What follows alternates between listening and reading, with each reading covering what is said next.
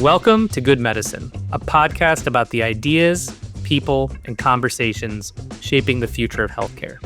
I'm your host, Dr. Rohan Ramakrishna, neurosurgeon and co-founder of Rein. Each episode will explore how medicine is evolving through honest conversations with leaders and changemakers. Good Medicine is brought to you by Rein, the digital home for doctors. We're a free, physician-only community to connect, share knowledge, and shape the future of medicine.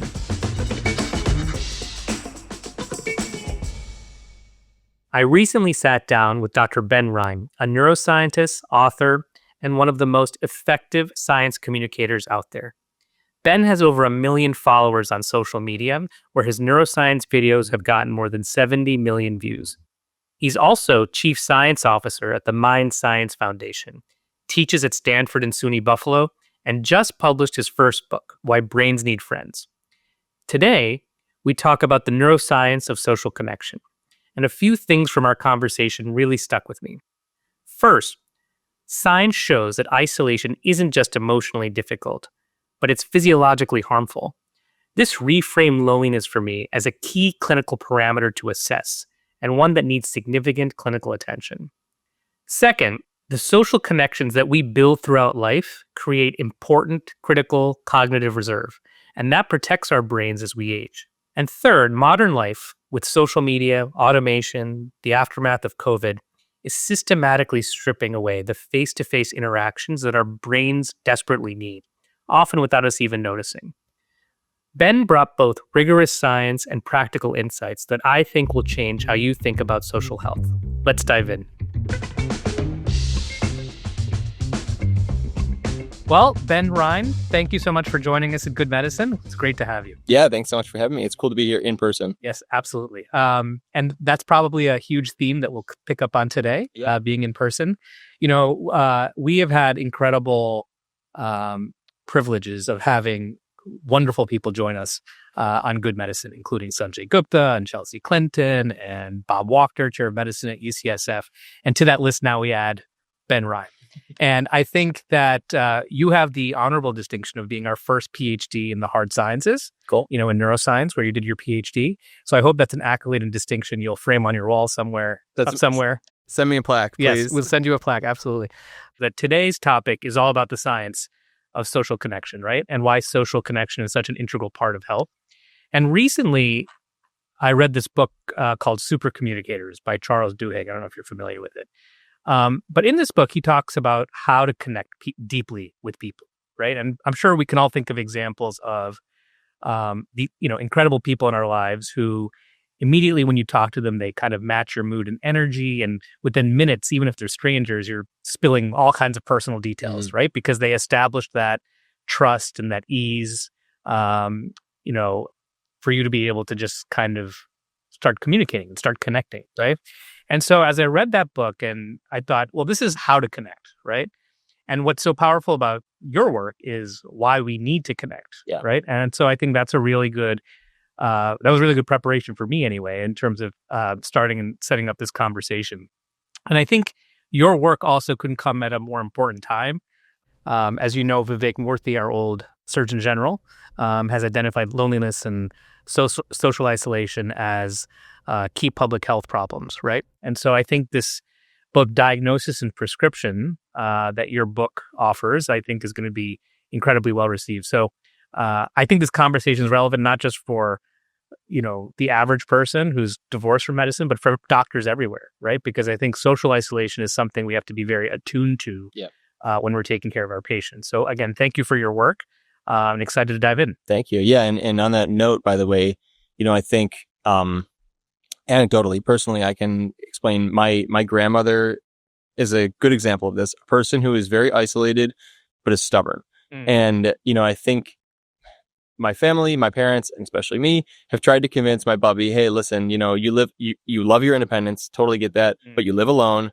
She complains about being lonely, but she doesn't want to go into a home. And, I think to your point about educating doctors, physicians, doctors are trusted voices for a lot of people. And so if doctors can, convincingly and clearly educate their patients, especially aging patients, on the importance of interaction and, have fewer stubborn bubbies out there. Yeah. I think it could be really important because I really do. Of course, I agree with Vivek Murthy that, loneliness is arguably the greatest unspoken health crisis of our time, especially in the elderly, because as we age, we spend less time with others, more time alone, coincidentally, right when we bump into a bunch of health problems. So doctors out there, tell your patients to, spend more time with others. And I think, to add to that, there's this phrase I've heard recently that, you fight the battle of achieving good health in your 40s and 50s so you can win the war of having good health in your 60s and 70s, right? So that's not just for cardiovascular health and mental health and all these other things. It's also for your social life and your social health, right? Yeah. So I think thinking about these things even when you're young, is really important. It shouldn't be a surprise or news to you that in your 60s and 70s that social connection is important. Right. Well, and also, your social health in many ways is your cardiovascular health and your mental well-being and your, brain health. And also to that point, have you heard of this idea of like cognitive reserve? So, there's actually evidence that people who are more well socialized, who spend more time interacting, have larger brains, which is like, for me, that's like the ultimate factoid where it makes it really easy. Like, don't you want a larger brain? Like, socialize more. But socializing is an exercise. It's difficult for the brain, right? Like, I was just complaining about navigating New York City. It's tricky. That's something good for my brain. That's a challenge for me to take on. Likewise, socializing is difficult, especially because there's just so much information to process. And so, there's this idea that if you have a larger brain, perhaps it's because through socializing, perhaps it's because it's, supporting the established synapses, making sure they don't get broken down. Maybe it's building more synapses, who knows, but it's good for the brain. And so that creates that cognitive reserve so that as you age, your brain is more resilient. It's less vulnerable to the natural atrophy that we all inevitably suffer from. Synapses die and shrink away as we age. And so if you establish those social habits earlier in your life and make it just natural, then, it's very likely that you'll age more smoothly and you won't decline as quickly as, nature would like to have it. Yeah, we see that interestingly in neurosurgery sometimes because we'll have the same patient, same age, let's say 60, same brain injury, like after trauma. And one person recovers really well, cognitively speaking, and the other one has a much more limited recovery. And, there's some genetic component, maybe some epigenetic component, but I think this idea of cognitive reserve, social infrastructure, social connection, all those things I think play a role in the people who can recover faster, more, substantially relative to their pre-injury baseline, Yeah. So I'm realizing in this moment that I'm extremely excited because I've read about these studies about what you're talking about, and I'm realizing I'm talking to the perfect person because so similarly, there are studies that people after stroke, they are much less likely to like have another stroke, or they have much higher survival rates if they are discharged from the hospital into a like co-housing situation. They have a roommate, a partner, or whatever. They live with their children or whatever. They live with someone versus if they're isolated. And there's also, so I guess first, let me pause there and ask you, I guess you don't really like know what happens maybe, but have you noticed that at all in your experience? Yeah, in my particular practice, I take care of patients with brain tumors, right? And one of the things that I've realized is that the patients who tend to do the best are the people with, and this is not the only reason, but have pretty deep social networks. Now, that doesn't mean that they have 500 friends, right? There's Dunbar's number 2, which we can get into, right? But I think that what they do have is at least a few people who are deeply connected to them, whether it's family or friends or whatever, that they can rely on in during their recovery. And so to your point, whether it's having a roommate, a familiar face, having an emotional connection with someone, your neighbor, versus your own family, right? I think that has sort of real important dividends, or it pays really important dividends in your recovery. So I 100% agree. And so to that point, I always ask patients now, like right when I'm meeting them, like, who should I, if they come alone, who should I call? Is there someone you want to have in the room? Should we FaceTime them? Just to make sure that we bring people in, That's amazing. Really help them recover. Yeah. And again, I this is so meaningful for me to hear from you because, like you said, I'm a PhD, I'm a scientist by training. And so much of my relationship with the data on this are me sitting behind a computer screen, reading a paper on my laptop, and then thinking, wow, that's a compelling factoid. Like, here's the factoid for you. Meta-analysis of hundreds of thousands of people found that married people with colorectal cancer are 28% more likely to survive. Kind of there's my data version of the amazing story that you are telling. And I think that fusion is magical for education, especially getting people to understand the importance of science and medicine and in this case, social interaction. Right. Talking about your book, what inspired you to write this book? How'd you get started? Well, I've always had a special focus and interest in social interactions. And, that starts early in life. I think it began a little bit as me search. People say a lot of scientists end up studying something that's relevant to them. I always found that I'm an extrovert, and I always found that I had no problem interacting with people, but not everybody around me was the same. And I noticed this as young as like elementary school. I remember looking around the cafeteria in my elementary school and thinking, how funny is it that table, everyone's really quiet, but that table, everyone's really loud. And, and there's kind of this mix everywhere throughout, right? There's this spectrum, this continuum of like introversion to extroversion is really what it is. And I just thought that was fascinating from a psychology standpoint. Eventually ended up transitioning into neuroscience for my PhD and studied it. And I think what eventually got me to the point of saying, well, I think I need to write a book is realizing that the knowledge that I was privy to, that I had learned about throughout all my studies and everything, was not standard knowledge for the average person, right? I'd have conversations with my friends and out of science, and I'd realize, okay, the stuff that I just take for granted as obvious, like these people have never heard of. And also as a science communicator, my goal is to make the public engage with science in a positive way, help people understand, because unfortunately science has been held behind paywalls and jargon for a very, very long time, and it's not very accessible.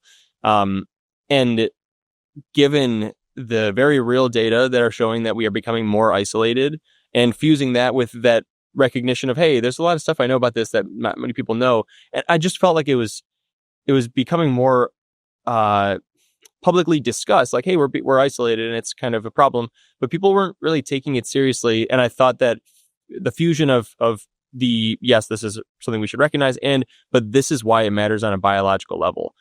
That's what I thought was necessary. And so, my book is me combining all these passions, making science clear and accessible, helping people with knowledge that makes their life better, and addressing a legitimate public health need, while doing what I do really genuinely enjoy most, which is making complicated stuff as clear and accessible as possible. Yeah. So, and by the way, you should check out your Instagram and TikTok. Ben is a masterful science communicator and has amassed a really incredible following, unpacking important concepts in neuroscience and health. And so I encourage people to check it out.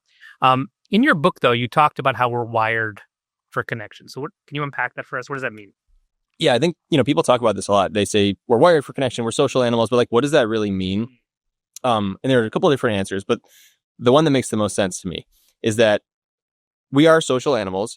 And what that really means is that we have social reward systems in our brain. So because evolutionarily we survive best in groups, our brains reward us for being around others. And what that basically amounts to is that the neurochemicals released during social interaction, especially during pleasant social interaction, are reinforcing dopamine. So oxytocin drives dopamine release. And oxytocin is, the love hormone, the bonding hormone. It helps with romantic relationships. It's essentially the glue of the brain, of multiple brains. It's the glue that holds brains together. And the reason it does that is because it drives the release of dopamine and serotonin, which are both, dopamine more so, inherently reinforcing. And so, and especially that surge during social interaction. Yes. So oxytocin, it rises, and there are some circumstances where it's very easy to study this, like parent-child, for example, because basically anything a baby does, the parents will produce oxytocin. Like a baby cries, oxytocin surge.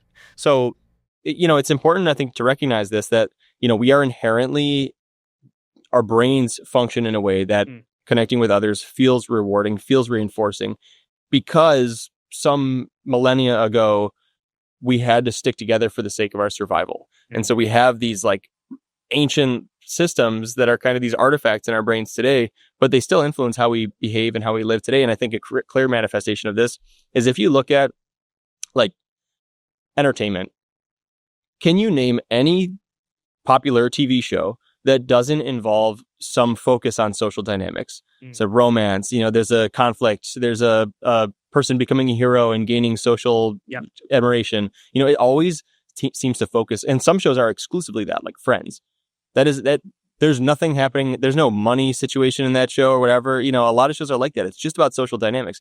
And, if you flip this completely on its head, there are solitary animals, of course, like lemurs or tigers. Tigers are so good at hunting, they don't need to exist in groups. It's actually better for them to exist on their own.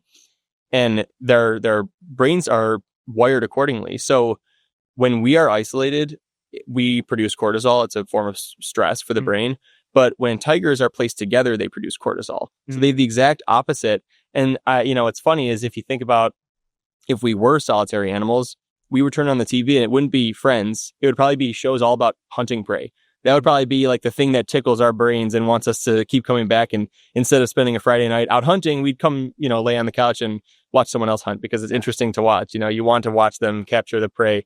But instead, we sit on our couches and watch people fall in love and and listen to podcasts because they're conversations and it's social in nature. It's all over.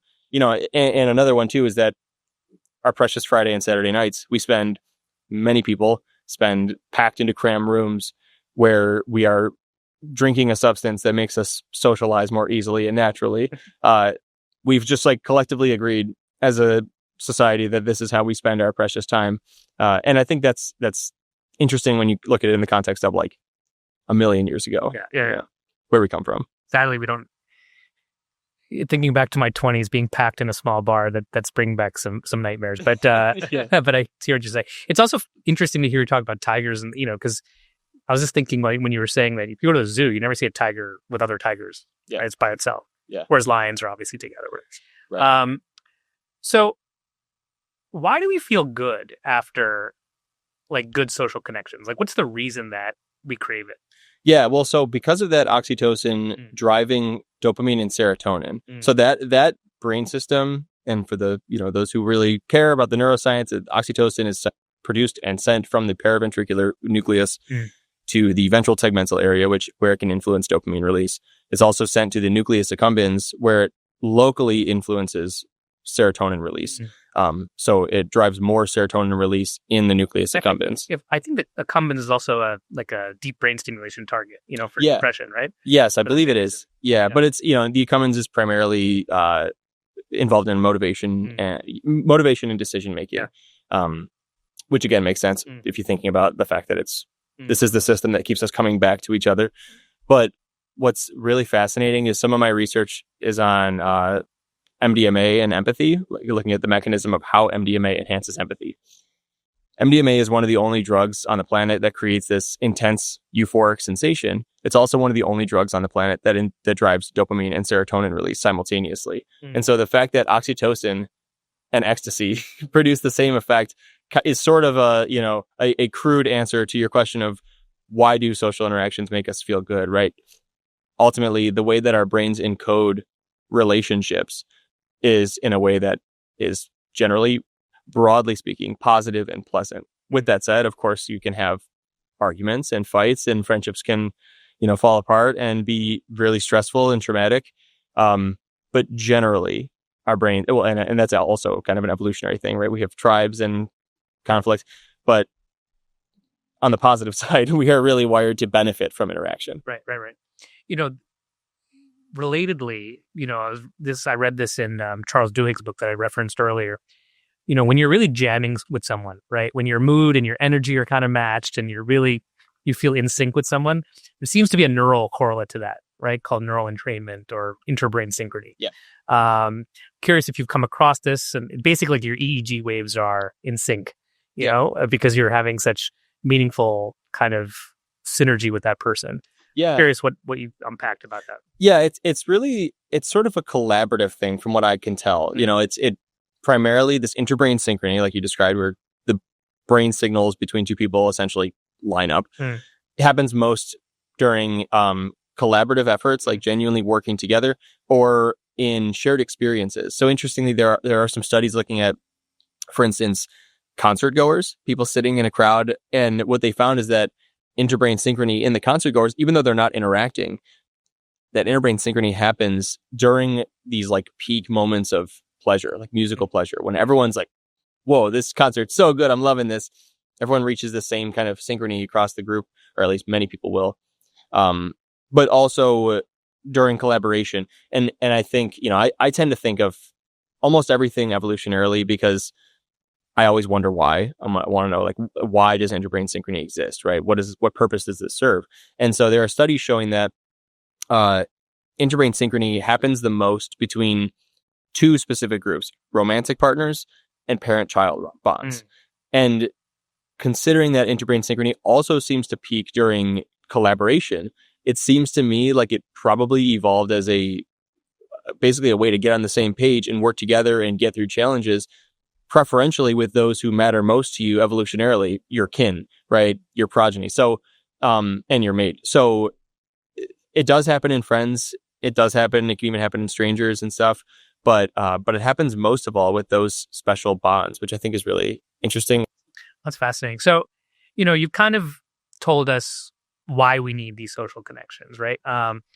But where I want to move to next is what happens when we don't have it, right? Yeah. And so you talk a lot about this in your book. So put it in context. What are the social implications for social isolation, or the health implications of social isolation? It's wild. So, okay. And there's a lot of research on this, and, some of these numbers I'll pull are from like certain studies, but, one study with hundreds of thousands of people, tracking people for over a decade, or about a decade, found that those who were less socially engaged, 50% more likely to die by any cause. Wild. Socially isolated people are also at higher risk for dementia, heart disease, diabetes, depression, anxiety, suicidality. And the exact, mechanistic explanation, whether for across the lifespan, all of these contexts, there's certainly different sort of, circumstantial changes. But broadly speaking, I mentioned earlier that isolation is stress. When people are isolated, their cortisol level goes up. And when you're under chronic stress, it's very bad for you. It can dysregulate basically these systems designed for stress management and stress response. And primarily, what seems to be key is that cortisol is actually anti-inflammatory acutely, because when you're stressed, it's helpful to have less inflammation. You're running away from a predator. You should, stop the inflammation. We need to focus on escaping. But when you have chronic cortisol levels circulating, it can result in the opposite effect, where basically the tissues become desensitized to the cortisol. And so now one of the body's important anti-inflammatory systems is basically out of service. And so it can lead to chronic inflammation with chronic stress. And it seems that inflammation is probably one of the core mechanisms underlying, the increased heart disease, increased dementia, all of these issues. And some of the research on that is mind blowing. We were talking earlier about stroke recovery. There's a friend of mine. He's a scientist at Stanford. He was running these studies a few years ago where they were studying stroke recovery in mice. And so they would have this very specific stroke protocol where they would just, block the artery for a period, induce a stroke. It was very scientific, right? So the arteries closed, the exact same arteries closed for the exact same amount of time. They are inducing the exact same stroke in every single mouse. Because for those that are interested, this is the carotid artery, in the neck that supplies the brain. But go ahead. And what they found was that some of their mice were having worse strokes, and what I mean by that is a greater area of brain damage, even though they were all experiencing the exact same stroke procedure. And what it turned out was that the mice with the worst strokes were the ones that were living in single housing. They were alone.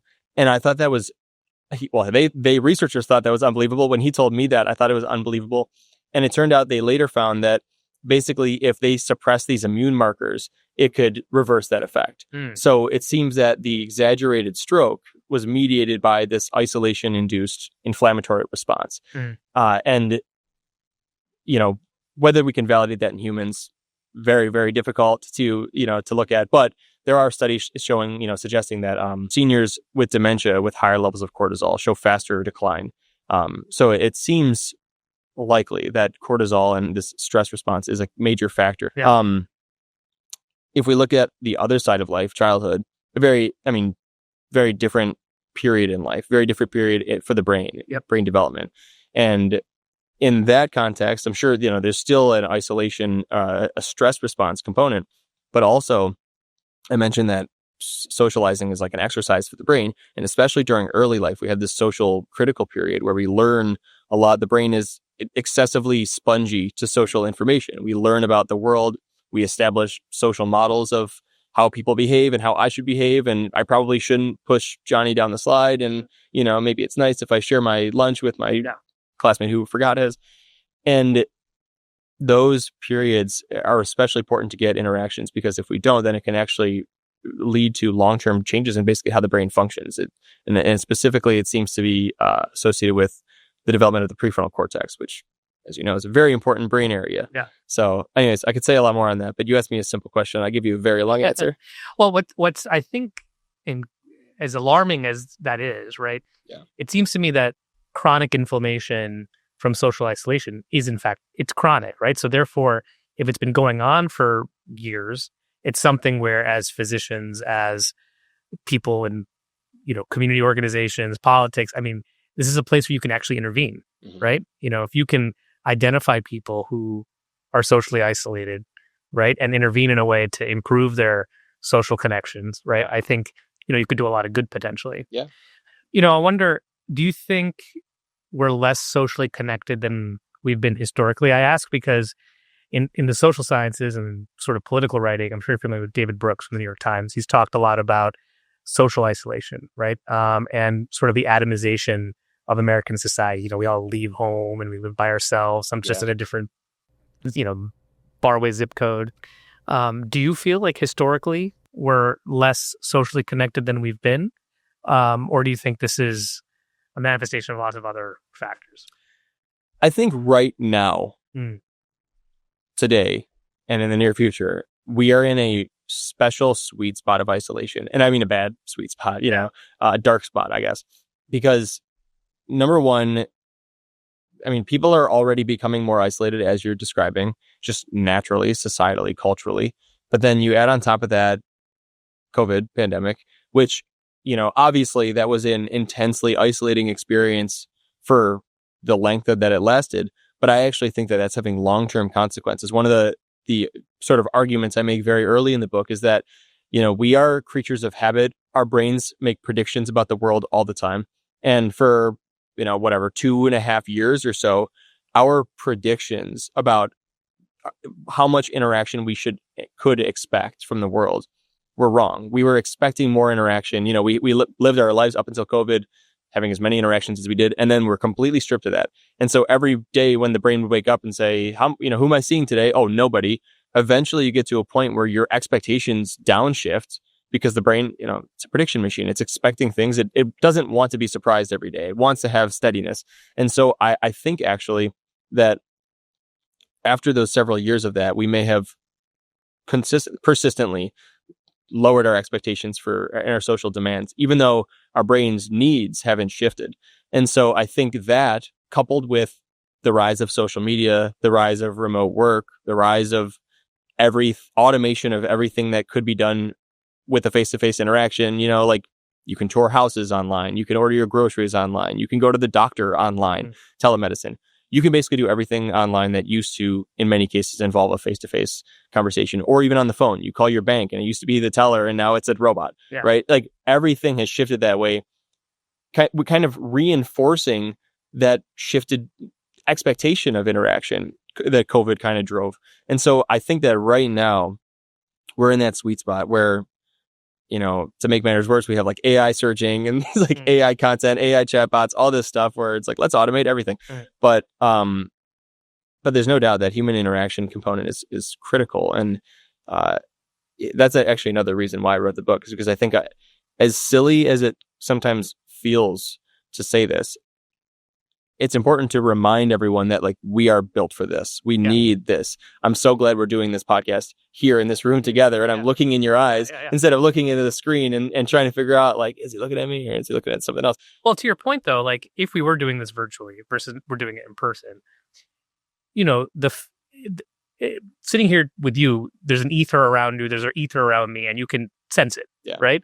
And that affects meaningfully, I think, the discussion we're having versus when you're across on a Zoom, right? Sure. And I think you talk about this in the book about social cues and things that go lost in virtual interactions. And so I really strongly believe, that to your point, we have to make a choice as a society, actually, of what kind of community interactions we really want in all our daily lives. Like you could theoretically go completely off the grid nowadays, right? You can order groceries on Instacart. You can bank online. Do all your meetings virtually. If you're an engineer, you don't have, all you need is your laptop. Right. And going off the grid used to mean going and living in the woods. You could do this from a high rise in Manhattan and be surrounded by people, but live that lifestyle. Yeah, exactly. And I think hopefully people realize what they're missing, but my fear is they don't realize what they're missing, right? And then that leads to the kinds of chronic health problems that you're discussing. Right. And I think especially because of the COVID shift, right? We spent so much time in isolation where in the beginning it was so obvious. Why do I feel horrible? Oh, I haven't left my house in a week and I haven't seen any of my friends in 2 months. But then you get to this point where it's like, okay, life is back to normal. We're returning to where we've been. But we really haven't in the same way because of all the automation of those things. And I think that's where people are, they kind of believe that they've gone back to their normal life because that demand has shifted so low. But it's not the way it used to be. And I think it matters, and we're seeing a lot of consequences. One of my major goals with the book is to get the reader to ask themselves, is this true for me? Is this not just a societal problem I hear on the news, but is this true for me specifically? If I really sat down and mapped out my, my frequency of interactions from now versus 5 years ago, is it the same? And could it be that any of the emotional changes I've been experiencing have something to do with that? Right. Because if so, there's a very easy solution. So related to the age of AI that we now live in, right? This is a fascinating time to be alive. I mean, I find our generation actually, it's so cool to have grown up, in the age we've grown up, right? Like when I was a kid, there's no cell phone. I got my first computer right when it came out, I don't know, 7th or 8th grade, there was stuff before that, obviously, but first commercial computer I was really being sold. I had my first cell phone when I was 18, and now we're in the age of AI, right? Yeah. And so I'm curious, do you think we can have meaningful social interactions with AI? I've been thinking about this a lot lately because people keep asking me what I think.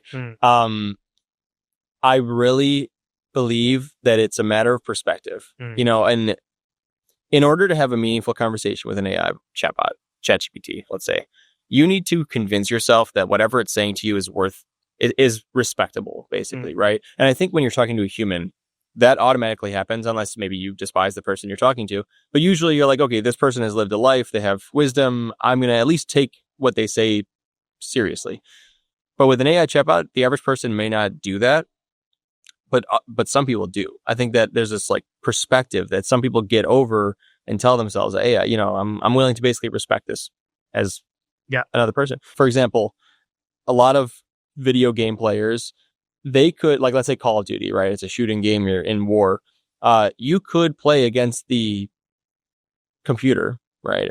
Automate AI driven thing for free. But many players, maybe most players, will pay a monthly subscription to play online the exact same game style, the exact same gameplay against other players, just so they can have the chance to win against other players, because it's more significant. It means something more to the brain when you're like, oh, I just shot that guy and I beat him and I'm better than that player, right? It's versus a robot, but maybe some people can convince themselves that killing the robot is as good. And, on the opposite of that, some people, I haven't really met anyone who believes this thoroughly, but believe we live in a simulation. And just for a moment, imagine that you believe that. Imagine that you think this is fake. I'm fake. Basically, I'm the equivalent of an AI chatbot. It would change the way you interact with me, right? You probably would, I don't know, everything I say, you'd be like, this, whatever. I'm not really listening that much to this guy. He's fake. It's like the Matrix, yeah. Yeah, and I think that if we were to look at those people and the amount of pleasure and reward, social reward that they get from interactions with others when they believe that person is not real, it's probably lower. And so I think that's maybe why most people don't get that value. They don't really see the value in interacting with an AI chatbot because there's just that perspective, whatever we want to call it. Maybe I should name it so I can talk about it more easily. But some people get there, and from what I've seen, this is basically exactly what the data show, that people who use AI chatbots as basically friends, they find great value in it, but everyone else who doesn't thinks it's very odd and thinks it's worthless, basically. And to me, that's probably a nice clean division between those who have changed their perspective or convinced themselves to take on that perspective and those who haven't. Yeah. So it's, but the question then becomes, if you get over that perceptual hurdle, is it then actually valuable? Like, could this tool, AI chatbots, be used to help with this loneliness epidemic? And I don't think we have the answer to that question yet. Yeah. I mean, you think, what is a chatbot missing, right? And I think it's missing a lot of these social cues we talk about, right? But it's not inconceivable that it'll learn, right? When you think of multimodal inputs, multimodal training. And I think back to the Jetsons or even Star Wars, you feel a connection to C-3PO. Yeah. Like when you're watching that movie, right? And you kind of root for him, here and there. So, and all he has is his eyes, right? His mouth doesn't move. He doesn't have any other social interaction, right? All he has is his eyes that blink. And even R2D2, all he does is beep. Yeah. Like, in cute ways, right? And so I think humans, we probably have a natural instinct to want to assign social interactions or social cues to these things. Like we assign all kinds of emotional states to our pets, right? Whether they have them or not, right? And I wonder, as AI gets better and better, will that delta between do you accept this as something worthy of your social interaction or not will start to decrease. Who knows, right? Right. But I do think there's an interesting positive case to be made that, AI companions could be actually very helpful. Yeah. So moving on to like the last part, which is sort of the prescriptions, right? Like, what's our solution to this problem? So I guess first question would be, how much socializing do you need? Yeah. Everyone's different. That social continuum that I imagined in my elementary school cafeteria is real. It's basically trait extroversion. The more extroverted you are, the more outgoing you generally appear to be, the more you enjoy interaction, the more value you get from it. That's not to say that introverts don't gain any value from interacting. It's just more of they require a smaller dose. A single interaction can be very rewarding, but if they're continuing for extended periods, it gets exhausting.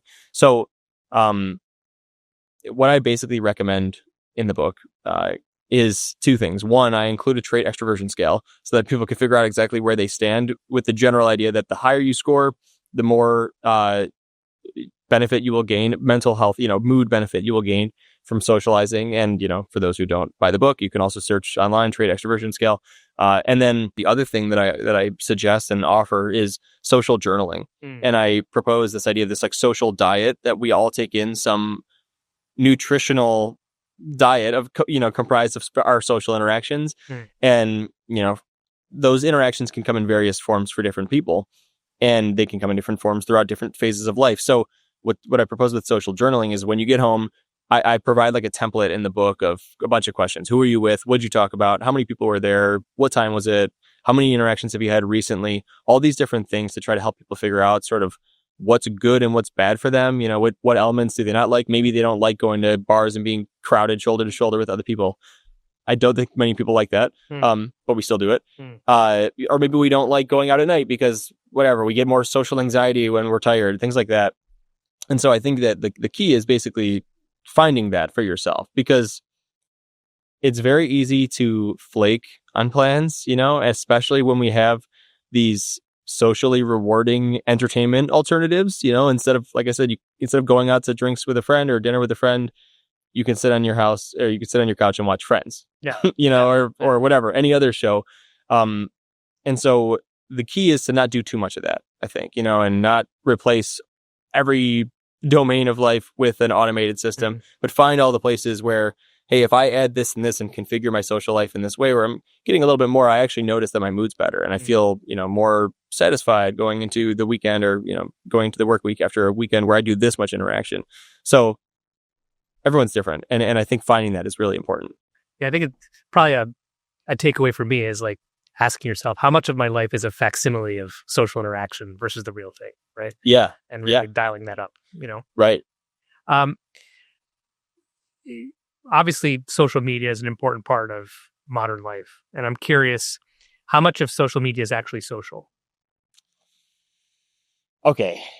Social media definitely tickles those social reward systems, right? It's just like Friends and TV show example, right? You go on social media, it's social information, right? Like people will post, they've been working on their fitness, they will post a picture of them in a swimsuit. You're getting all these important social cues, which can be very rewarding and, reinforcing for the brain, make you want to come back. And there's this very legitimate idea of social media addiction. However, if we go as far as to say social media is therefore socializing, right? In that case, we would expect that when people spend more time on social media, they will feel better. They will feel less lonely. They will feel less depressed, less stressed. They will get better sleep. All these great benefits. And in fact, the opposite of every single one of those things I just said is true. People feel more lonely when they spend more time on social media. They get worse sleep. They have higher rates of depression and anxiety. They feel more stressed and they feel less happy. It's basically the opposite of social interaction. And what's really concerning about this is that it's often a lot easier than social interaction. Everyone has experienced this. You're supposed to go somewhere and you instead kind of start swiping on TikTok or Instagram or whatever. And next thing you know, you're late. You're like, I could just not go. Yeah. It's just so much easier because there's no barrier to entry. There's no judgment. There's no really cognitive demand for your brain. You're just taking in social information. And that's dangerous because it creates the exact opposite of all those great benefits of socializing. So yeah, I would argue that we should rename social media something, I don't know, something more evil sounding. Less social. Yeah. Less social media. Isolation media. It's fascinating to me to hear you say that because I agree with you. All these statistics are going in the wrong direction. Right? Yeah. If you would expect it to provide meaning social interaction, but then you meet people, right, who say that I was alone, I was isolated, I was socially awkward, and I found my people, my community online, right? And that really helped me in my teens or whatever. So, and I of course believe them when they talk about that kind of thing. And so you wonder, how do you suss out those communities?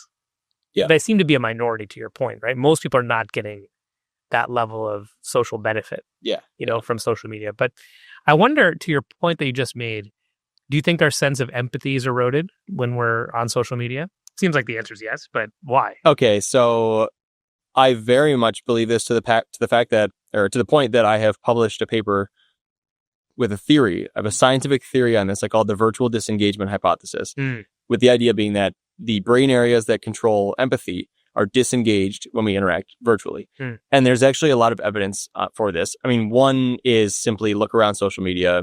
People are horrifically mean to each other all the time. There's very clearly just a disconnect in the way we interact and that we don't care about people's feelings, which would suggest less empathy. But more importantly, looking at not just how people behave, but neurobiologically, the way that the brain's empathy systems, which are primarily thought to be the anterior cingulate cortex and the insula, the way that they are brought online is through social cues, facial expressions, body language, vocal tone. These are the cues that the brain recognizes as human emotion, and therefore they come online and suddenly we're kind of approximating a feeling of what the other person's feeling. But on social media, we don't have any of those, of course, especially on a place like Twitter where there's just, it's just mostly text. There's no facial cues. There's none of that. And so without that, why would the brain areas that drive empathy come online? And so it makes perfect sense that if we are struggling to embody the interaction partner's emotions, it's much more easy to say something mean and be hostile, because the reason I don't want to say anything mean to you right now, but the reason that I wouldn't say something mean to you right now is because if I insult you and you feel bad, then I feel bad because of empathy, right? It's guilt. There's no guilt on social media because there's no empathy. And so it's just so much easier to... Spiking our interbrain synchrony right now. You did that. You're right. Yeah, I know. Exactly. You're ruining it. But just for anyone who doesn't believe me, just scroll social media and look around, because it's really bad, especially going to corporate accounts. I mean, basically, if you see any post that is going viral, has over, let's say, 1,000 likes, click on the comment section and weep, because it's very unsettling. Yeah, no, I try not to do that for that reason. Yeah. But the good news, though, maybe, emojis may help. Tell me about that. So, like the pain emoji, like you picture a pain emoji face. It's like something, I don't know. It's like squinty, like the eyebrows are like down and the eyes like kind of like this. And it's like, ouch. There's, for some reason, someone did this research study where they put people in an EEG cap and measured the brain response to emojis versus human faces. And they found that when people looked at an emoji expression of pain, it evoked a very similar brain response to a human expression of pain. Not exactly identical, of course, because there are many different qualities between a human and emoji face. But to me, that's actually very promising because, like you just said, when it's just text, you're trying your best to assign the appropriate like emotional valence to each string of text. With emojis, you can convey which emotion you are trying to, associate with that sentence. And the brain may actually respond as if it's seeing your face make those same expressions. Which again, this, goes back to that same idea of like, there are no social cues. If we can bring facial expressions back into X, maybe, I don't think it would like really significantly improve it, but it would at least clarify communications that people know what each other are saying a little bit better, which might reduce the amount of hostility because people could realize this person's actually on my side and I'm not going to attack them. Yeah. But that only is like 5% of the problem. We see that in clinical medicine too, because these things, pain scales, right? Tell me on a scale of 1 to 10, how bad's your pain? Yeah. If someone says 9, okay, it's a 9 out of 10. That seems bad, right? But then there's also these same clinical pain scales that have emojis, like weak, being at 10 and happy at 1, right? And so I think that serves two purposes. One, it I think allows the patient to more accurately describe how they're feeling, but also I think works to the benefit for the physician, right? Oh my God, this person's saying that they're yelping in pain, and pick that emoji, right? Right. And you probably have more empathy as a result. That number means something more. Yeah. So I totally buy that. That's funny. Yeah. And that's also, it's helping standardize. Yeah. Right. Yeah. Everyone's different. So, bringing it home, I'm curious, how can physicians effectively, so let's say you're a doctor with a patient, primary care doctor. How do you explain this, this need for social interaction and social connection to a patient? Like, what are the ways to do that help land it? Yeah, I think the key points are to help people understand that isolation is stress. The brain interprets being alone as stress, which, by the way, evolutionary explanation, because if you get away from your group, your brain needs to have a way to say, get back to them. And, so you feel uncomfortable. Anyways, key points. Sorry. Yeah. Isolation is stress. Social interaction is reward. And also is medicine. And might it be good medicine? It's great medicine. It's better than good medicine. Oxytocin is not only something that drives social reward, it also has all these like systemically salubrious properties. It's healthy for you. It drives down inflammation. It can be neuroprotective. It can help with wound healing. It can help with bone growth. It has all these incredible positive health benefits. And so not only is socializing rewarding and good for your mood, but it's also just good for your health. And so, that may be effective for helping people. I think it will be, but I think also on the contrary, the other side of that, that isolation is stress, I think is really important, because if you can help a patient when they are by themselves for one moment, think to themselves, I don't feel so good right now. And my doctor told me that isolation is stress and I happen to be alone right now. Maybe if I go see a friend, it will be good for me. Yeah. Maybe I'll feel better. I'm going to call someone up. I think if you can create that awareness, which I think is more, because nobody's thinking, oh, I should isolate or I should socialize more when they're already socializing.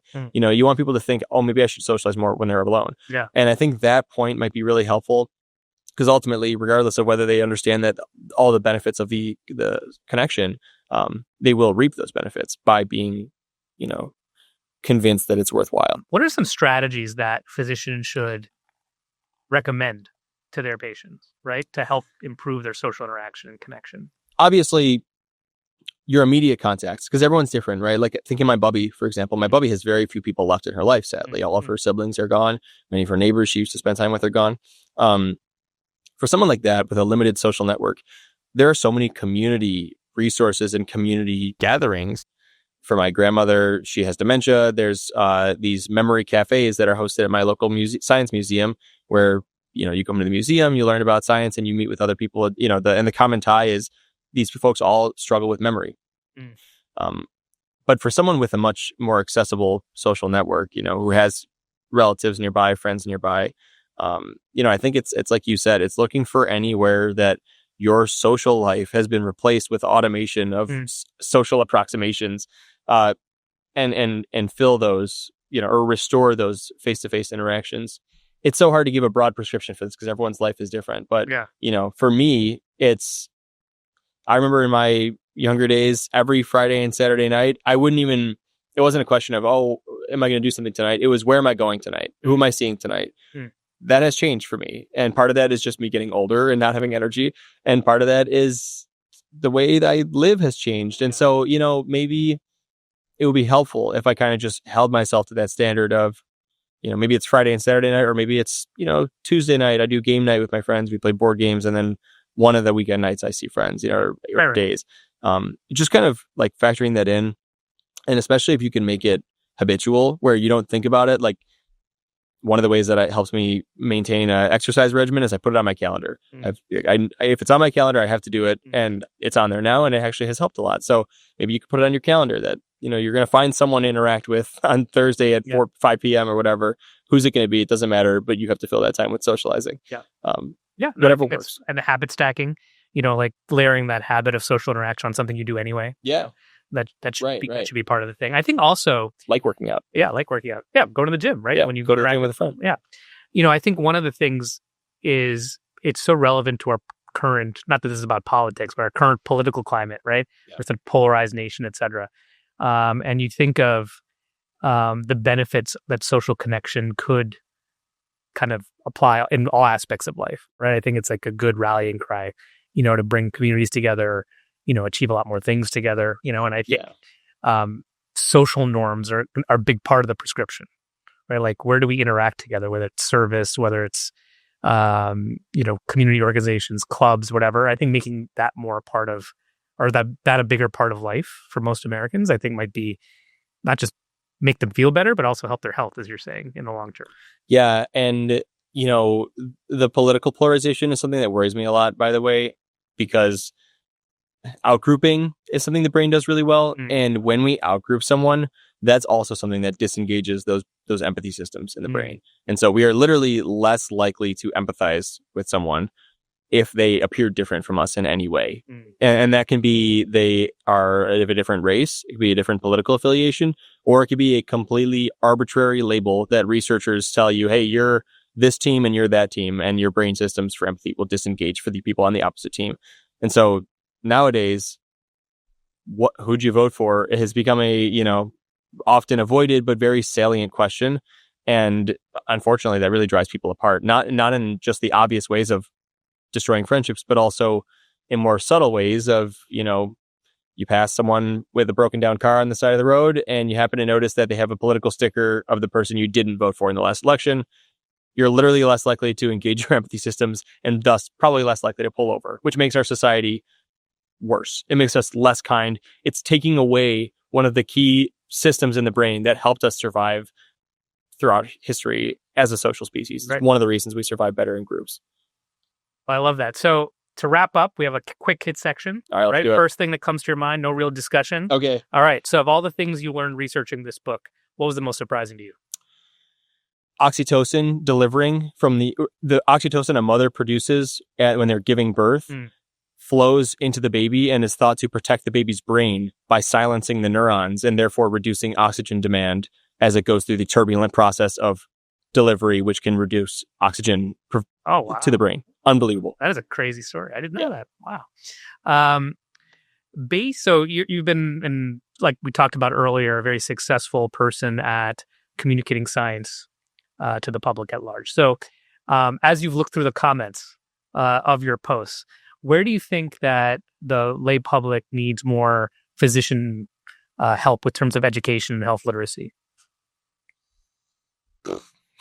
What a question. I mean, honestly, I think that people hear a lot of medical advice on social media nowadays, and they don't know what the hell to believe. And I think if a patient comes into your office and says, hey, I think I might have ADHD. I learned it on TikTok, that I do this thing.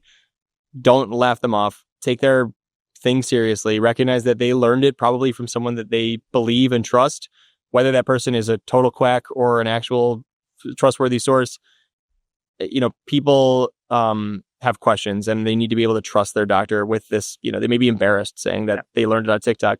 So take that stuff seriously and also be a resource for them, because I'm sure there's many of your patients are probably doing wild, completely scientifically unsupported things that they learned on the internet that you could provide some really important guidance to them on. Sound intro song to your documentary. It would definitely be rap. I'm trying to think of this one song. I can't think of the name. It's Dave East. Anything by Dave East. Okay. All right. Mine would be Summertime Magic by That's a good one. Childish Gambino. Okay. Next vibe. Next book you're writing. A big old question. Not sure. Might have something to do with dreaming. Who should we have next on Good Medicine? What question would you ask them? Is it sorry, question about this question. Can it be like living or dead, or is it like they have to be alive right now? You're theoretically alive, yeah. Okay. All right, whatever. I'm going to give a controversial answer. Have Brian Johnson on and ask him to provide his actual medical records. I want to see the quality of health that this person has after all these... And that's another huge topic, right? Is like, what do we do with all this data? Like, you can biomarker yourself to death, right? But what are you going to do? Because you move one, something else moves in the wrong direction. I think that's a fascinating thing I'd love for some of these companies to tell us about, right? Like, are we overanalyzing ourselves? Well, and I think... Yeah, good. Sorry, you finish. To grow old or to get older is to age. Your body's not going to be perfect. So how much optimization is actually possible? Yeah. Right. Over the long term, especially. And I think that's a spot where AI can really help. Because, one thing that AI can do that doctors can't do is analyze 6 months of biometrics data and tell you, here's something that's maybe important. Right. I mean, doctors could do that, but they're going to take a lot longer. Yeah. All right. So thank you so much for being here. Really appreciate it. I learned a lot. Hopefully you had a good time as well. Of course. Where can people connect with you and follow you online, get your book? Yes. I'm on all social media as Dr. Ben Rein, Ben, R-E-I-N. The book is called Why Brains Need Friends. It's out October 14th, and it's available anywhere. Barnes & Noble, Amazon, books.com, and hopefully anyone's local bookshop. Amazing. Well, Ben, thank you so much for coming. It really means a lot to us. And really excited for your book that's coming out, and congratulations. Yeah, thank you so much. I hope everybody listening and watching makes plans with a friend this week. Yeah. Thanks so much. Yeah.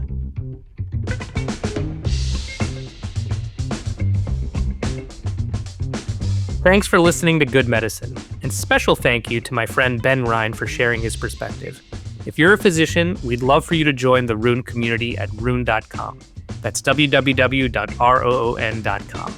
You can also help us grow by sharing this podcast with a colleague or friend. Until next time, thanks for being part of the conversation.